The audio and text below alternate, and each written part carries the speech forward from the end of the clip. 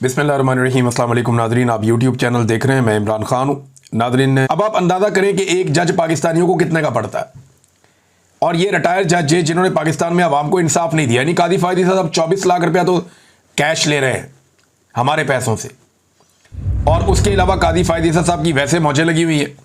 24 लाख रुपया कादी फायदी साहब कैश ले रहे हैं। 2023 में भी, 2016 में भी बढ़ाए पैसे, 23 में बढ़ाए, फिर 24 में बढ़ाए, और 24 लाख रुपया तो पैसा ले रहे हैं तनख्वाह की मद में, पेंशन में। और उसके बाद उनको मुराद अलग मिल रही हैं, बिजली अलग मिल रही है, पेट्रोल अलग मिल रहा है, मुलाजिम अलग मिल रहा है, गाड़ी ड्राइवर। तो ये मौजें लगी हुई हैं इनकी, बेशुमार मौजें हैं। और फिर ये लोग इंसाफ क्यों देंगे? ये तो उन्हीं लोगों को खुश रखेंगे ना जो इनके लिए मुराद और तनख्वाहों में और पेंशन में इजाफा करते हैं, और उन्हीं को ये खुश रखने की कोशिश भी करते हैं। नाज़रीन, शहबाज शरीफ साहब ने एक स्टेटमेंट दिया है, और अब वो ज़रा कॉन्फिडेंस शहबाज शरीफ साहब का वापस आ रहा है। अब ज़रा वो जज्बाती तकारीर भी करना शुरू हो गए हैं। बिल्कुल ही थके हुए थे, परेशान थे बहुत ज़्यादा शहबाज शरीफ साहब, और उन्हें लगता था हर चीज़ उनके हाथ से निकल गई है। लेकिन जैसे जैसे आर्मी चीफ के ताल्लुकात बढ़ रहे हैं अमेरिका में डोनाल्ड ट्रंप की इंतज़ामिया से, यहाँ शहबाज शरीफ का खून बढ़ता जा रहा है और उनकी सलाहियत में इजाफा हो रहा है। दूसरी बात यह है कि ये वही शहबाज शरीफ है जो अपोजिशन के पूरे दौर में बीमार रहे हैं। कभी अस्पताल में रहे हैं, कभी कमर में दर्द रही है, कभी जेल से छुट्टी ले लेते थे, कभी घर पे पड़े रहते थे, कभी अदालत में बुलाओ तो ये छुप जाते थे कि मैं बीमार हूं। अब जब से ये हुकूमत में है, एक दिन भी बीमार नहीं हुए। ना नवाज शरीफ बीमार होते हैं, ना शहबाज शरीफ बीमार होते हैं, ना जरदारी साहब बीमार होते हैं, ना कोई और। अल्लाह ताला इन सबको सेहत अता फरमाए। लेकिन एक आदमी है जो जेल में गया हुआ और वहां पर भी बीमार नहीं हो रहा, वो वहां पर भी डट के बैठा हुआ, वो इमरान खान है। उसने एक फ़र्क तो डाल दिया है। अब शहबाज शरीफ साहब कहते हैं जी कि 6 और 10 मई के बाद एक नया पाकिस्तान वजूद में आ चुका है, दुश्मन पानी की एक बूंद भी हमसे नहीं छीन सकता। तो शहबाज शरीफ साहब की इतला के लिए अर्ज़ है कि पाकिस्तान के डैमों के अंदर पानी कम है, और जो पाकिस्तान के मगरबी दरिया हैं जिन पे पाकिस्तान का हक है, सिंध-ताज मुआहदे के तहत भारत ने कई जगहों से उन दरियाओं का पानी रोका है, और पाकिस्तान उसके बारे में शिकायत भी करता रहा है, और इसकी वजह से पाकिस्तान के डैम्स के अंदर पानी कम है। एक बूंद की आप बात कर रहे हैं, वो पता नहीं कितने हज़ार क्यूसेक पानी पाकिस्तान का रोक लेता है भारत जब उसका दिल करता है। तो पाकिस्तान को इसके लिए कोई पक्का बंदोबस्त करना पड़ेगा। भारत ने बहुत सारे डैम बनाए हैं उन दरियाओं के ऊपर जो दरिया पाकिस्तान का हक है, जिन पे भारत एक भी डैम नहीं बना सकता था।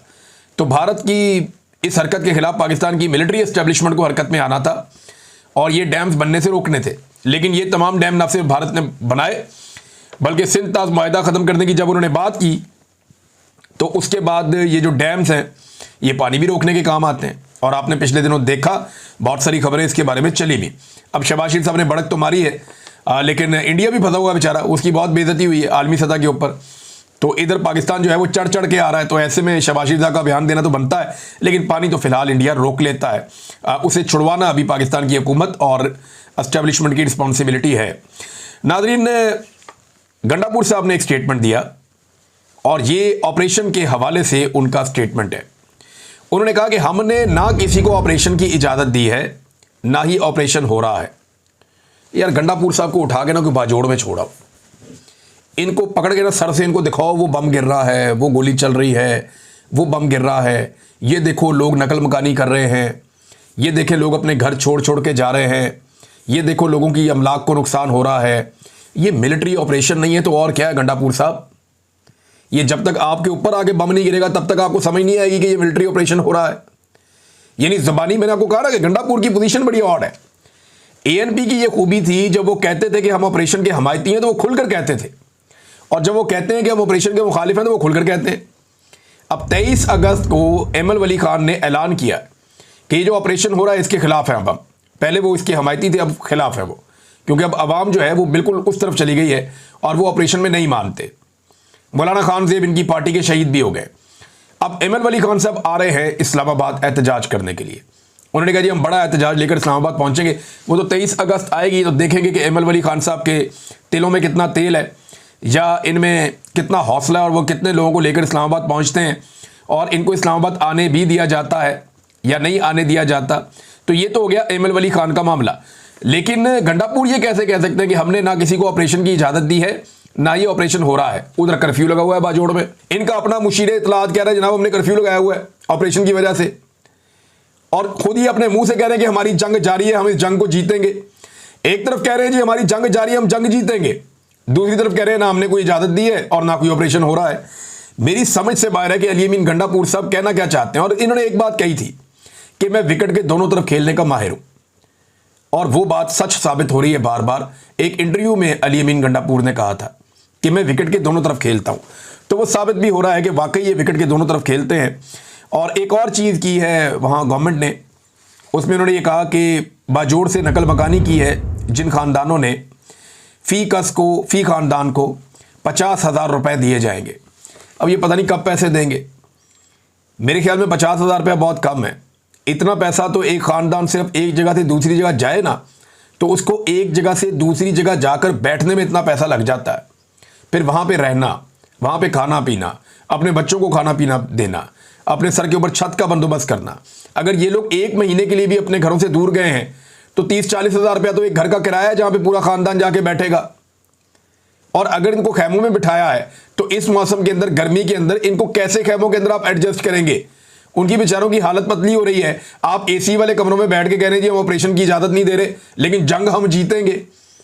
यानी ये दोगली पॉलिसी चल रही है ना अली अमीन गंडापुर साहब की। तो 50,000 रुपये बहुत कम पैसे हैं। मैंने यहाँ पे एक ऑडियो सुनी, एक बुजुर्ग हैं, इनकी मैं बात सुन रहा था, मुझे बड़ी तकलीफ हुई उनकी बात सुन के। पश्तो में ये बात कर रहे हैं, इनका आप चेहरा देखें। शानदाना गुलजार साहबा ने इनको ट्वीट भी किया है।